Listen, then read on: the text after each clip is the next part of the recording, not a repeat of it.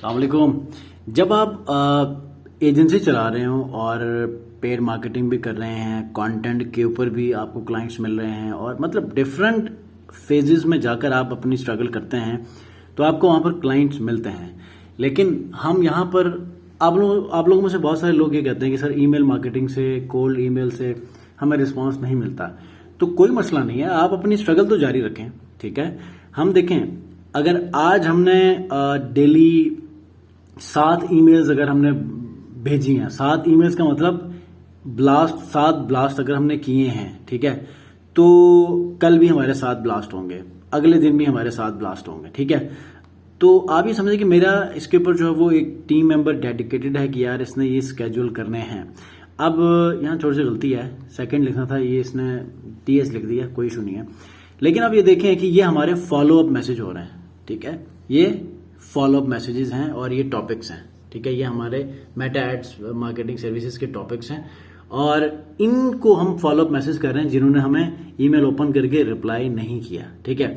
ये second follow up है, ये इन्होंने टीएस लिखा है, वरना ये सेकंड फॉलोअप है और यहाँ पर एनडी होना चाहिए था। आपने बस इसको मेंशन ना करना, बस ये गलती मैंने आपको बता दी है। ये हो जाता है टीम मेंबर से जल्दी जल्दी में ना, वो काम हो जाता है। लेकिन 400 ईमेल इसमें है, 400 इसमें है, 400 इसमें है, 400 इसमें है।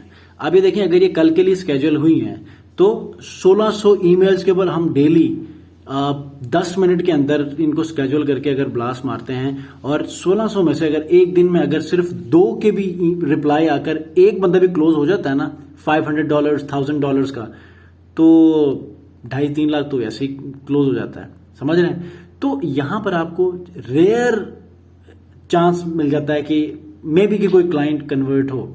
और मंथली जब आप इस पूरे प्रोसेस को लेकर चलते हैं और तकरीबन हमारी जो ईमेल्स हैं वो 40,000 से ऊपर ईमेल्स सेंड होती हैं, ठीक है, तो आउट ऑफ